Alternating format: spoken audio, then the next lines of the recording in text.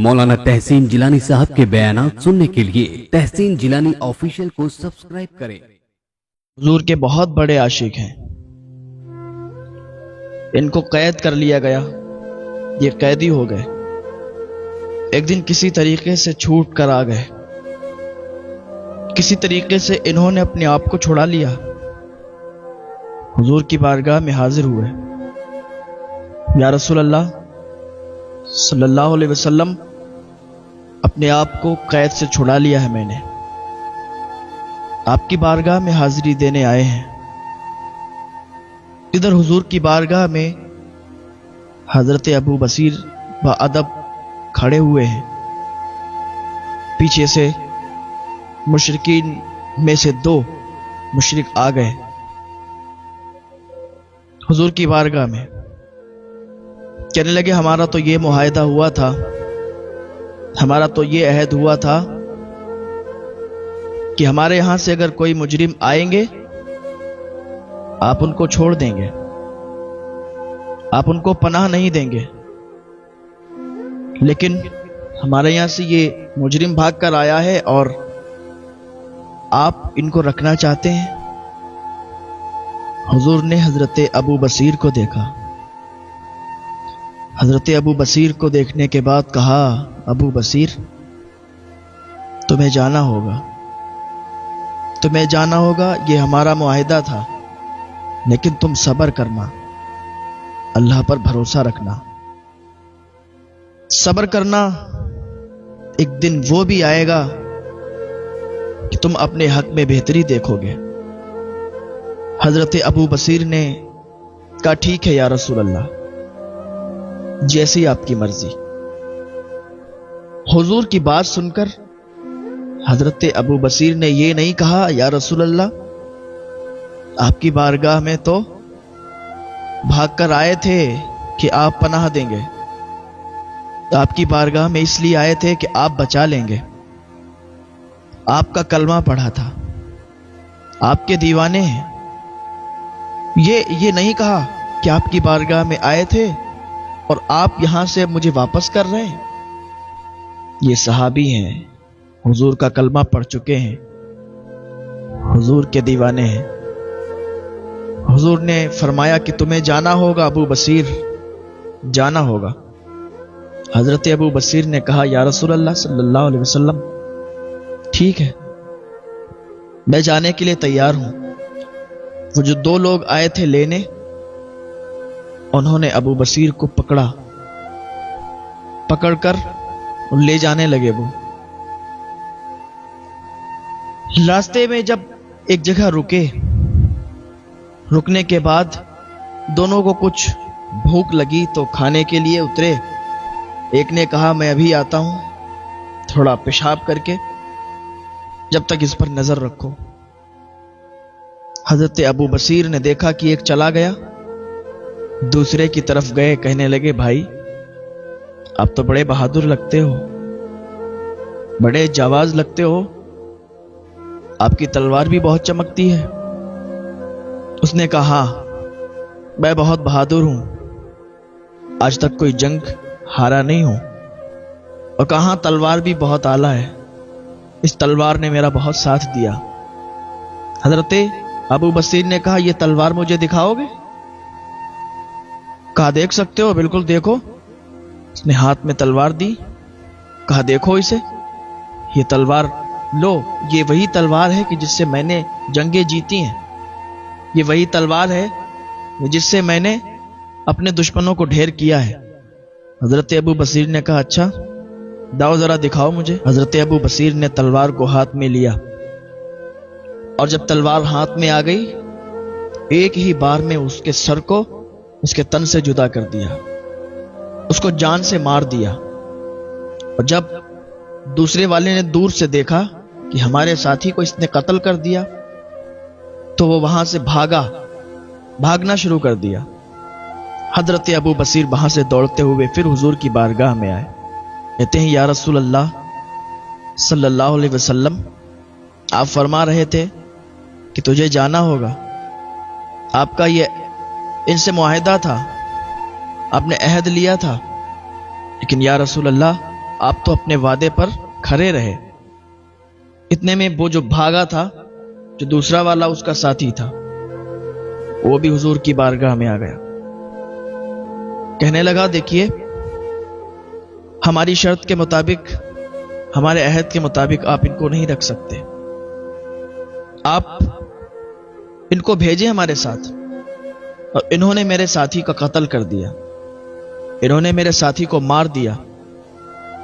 حضور نے فرمایا کہ میں نے اپنا وعدہ پورا کیا، میں نے کہا تھا کہ میں اس کو نہیں رکھوں گا، میں نے تمہارے ساتھ بھیجا اور تم نہیں بچا پائے، وہ تم جانو، میں نے اپنا وعدہ پورا کر دیا۔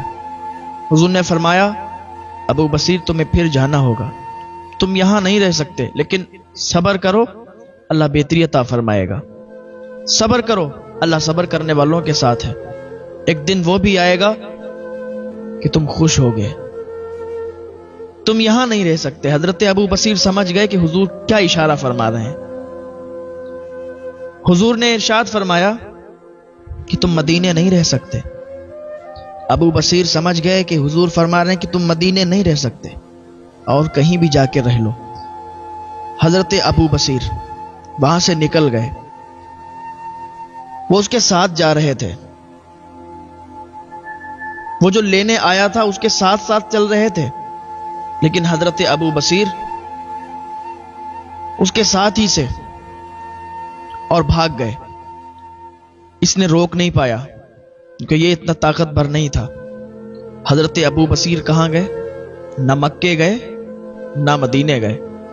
حضرت ابو بصیر پہنچے مقام عیس میں، مکہ اور مدینہ کے درمیان۔ وہاں پر حضرت ابو بصیر رہنے لگے۔ ادھر ان کے اور ساتھی بھی قید ہو کے گئے تھے، ادھر مکے میں قید تھے۔ جب پتہ چلا تو ایک ایک کر کے اور وہاں قید سے بھاگتے آئے۔ مدینے میں یہ عہد تھا کہ مکے سے بھاگا ہوا مدینے میں نہیں جا سکتا، مدینے سے بھاگا ہوا مکے میں نہیں جا سکتا۔ تو مکہ اور مدینہ کے بیچ وہ رہنے لگے۔ پہلے حضرت ابو بصیر تھے، پھر دوسرے ابو جندل ہو گئے، پھر تیسرے اور صحابی ہو گئے، تیسرے کے بعد چوتھے، چوتھے کے بعد پانچویں۔ اس طریقے سے حضور کے عاشق اس قید سے چھوٹ چھوٹ کر آتے تھے اور وہاں رہنے لگتے تھے، یہاں تک کہ 300 جب ہو گئے، پھر جب مشرکین کا قافلہ جاتا تو یہ حملہ بول دیتے۔ ادھر سے پھر کوئی کافر اور مشرک نکلنے سے بھی گھبراتا تھا اور کہتے تھے کہ ارے ادھر مت جانا، ادھر تو وہ بھاگے ہوئے، وہ یہاں سے قید سے چھوٹے ہوئے لوگ رہتے ہیں، وہ مدینے نہیں گئے، کیونکہ ہم لوگوں کا عہد تھا، معاہدہ تھا کہ مکے سے مدینے نہیں جا سکتے اور مدینے سے بھاگے ہوئے مکے نہیں آ سکتے۔ تو ان لوگوں نے اپنا ایک خود کا ایک مقام بنایا مکے اور مدینے کے بیچ میں۔ اب وہاں سے کافر و مشرک نکلتے ہوئے بھی ڈرتے تھے، کانپتے تھے، اور ادھر حضرت ابو بصیر شام کا ٹائم ہوتا اور یہ عاشق جتنے بھی تھے نا، سب اونچے ٹیلے پہ چڑھتے ہیں، مدینے کی طرف دیکھتے تھے، مدینے کی طرف دیکھ کے آقا کو یاد کرتے تھے کہ ہو سکتا ہے بلاوا آ جائے، یہ ناز یہ انداز ہمارے نہیں ہوتے، یا رسول اللہ جھولی میں اگر ٹکڑے تمہارے نہیں ہوتے، ملتی نہ اگر بھیک حضور آپ کے در سے، اس ٹھاٹ سے مگتوں کے گزارے نہیں ہوتے، اس ٹھاٹ سے مگتوں کے گزارے نہیں ہوتے۔ وہ کہتے تھے کہ جب تک بکے نہ تھے تو کوئی پوچھتا نہ تھا، تم نے ہمیں خرید کے انمول کر دیا۔ آسرا لگا کے بیٹھے ہوئے ہوتے، حضور کی طرف آس لگا کے بیٹھتے تھے۔ حضور کی یاد آتی تھی نا، میری داستان حسرت وہ سنا سنا کے روئے، میرے آزمانے والے مجھے آزما کے روئے، کوئی ایسا اہل دل ہو جو فسانے محبت، میں اسے سنا کے روؤں وہ مجھے سنا کے روئے۔ حضرت ابو بصیر آس لگا کے بیٹھے ہیں کہ حضور نے فرمایا تھا کہ ابو بصیر وہ دن بھی آئے گا کہ تم اپنی آنکھوں سے دیکھو گے. تم صبر کرو، اللہ صبر کرنے والوں کے ساتھ ہے. وہ دن بھی آئے گا کہ تم مدینے کی گلیوں میں ٹہلو گے. کہ حضور نے فرمایا تھا نا ابو بصیر وہ دن بھی آئے گا کہ تم مدینے میں بلائے جاؤ گے. تمہارا مدینے سے بلاوا آئے گا. مدینے سے بلاوا آ رہا ہے، میرا دل مجھ سے پہلے جا رہا ہے. یہ عاشق تھے، یہ حضور کے دیوانے تھے، یہ حضور کے مستانے تھے. ہاں، اعلی حضرت فرماتے ہیں عرش پہ تازہ چھیڑ چھاڑ، فرش پہ طرفہ دھوم دھام، کان جدھر لگائیے تیری ہی داستان ہے.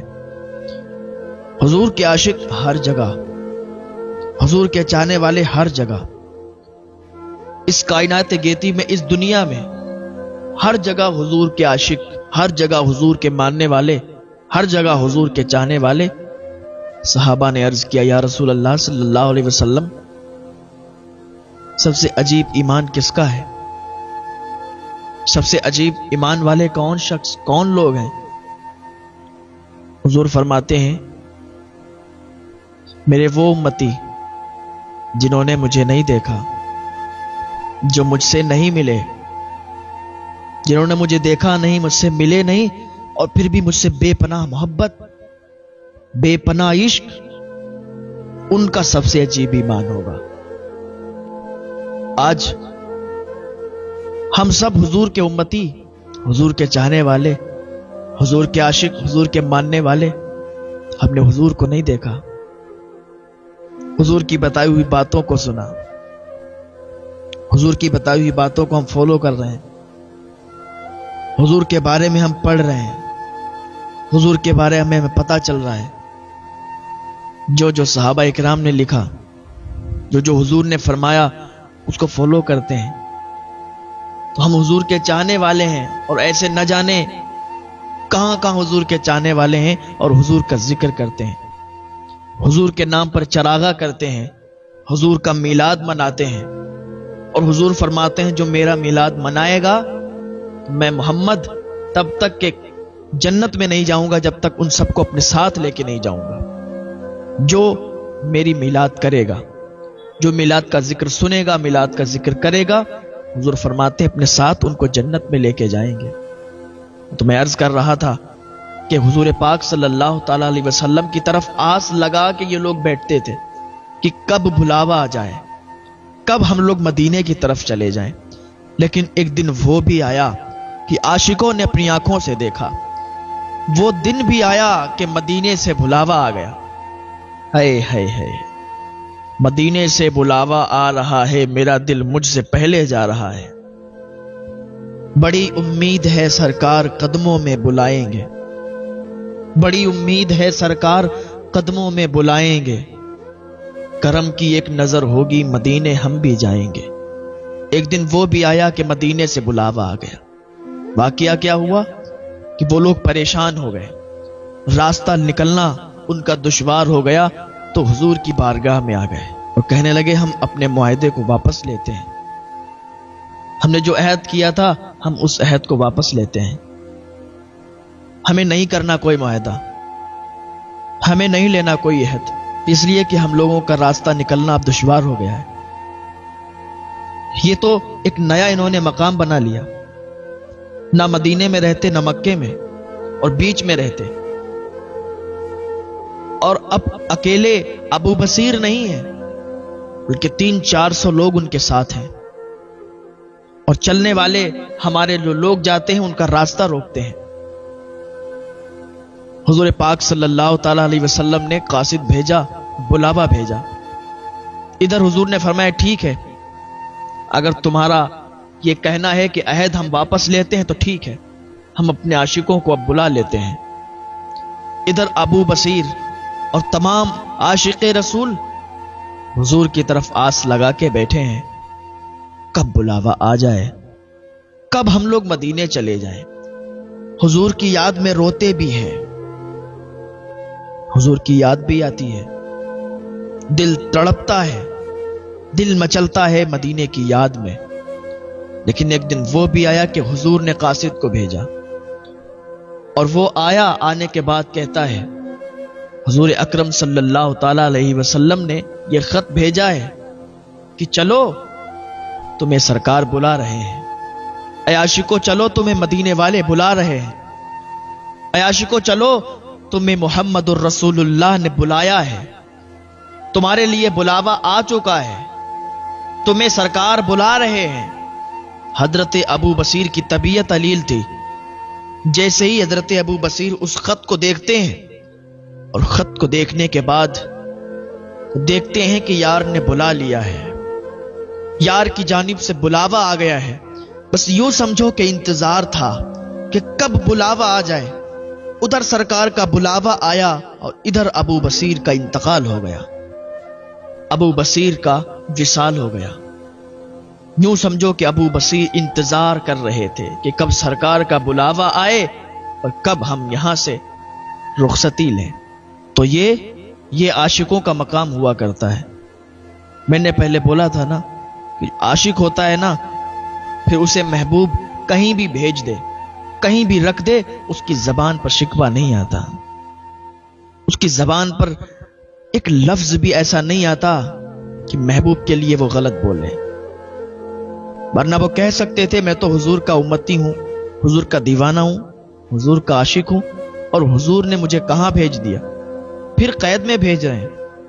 لیکن ان کا ایمان بڑا پکا تھا، عاشقان رسول ہیں کہ ان کی جانیں بھی حضور کے لیے قربان ہیں، ہم سب کی جانیں حضور کے لیے قربان ہیں، اس لیے کیونکہ جو عاشق ہوتے ہیں، جو غلام نبی ہوتے ہیں، انہیں جانوں کی کوئی فکر نہیں ہوتی، کیونکہ غلامان محمد جان دینے سے نہیں ڈرتے، یہ سر کٹ جائے یا رہ جائے کوئی پرواہ نہیں کرتے، یہ سر کٹ جائے یا رہ جائے کوئی پرواہ نہیں کرتے۔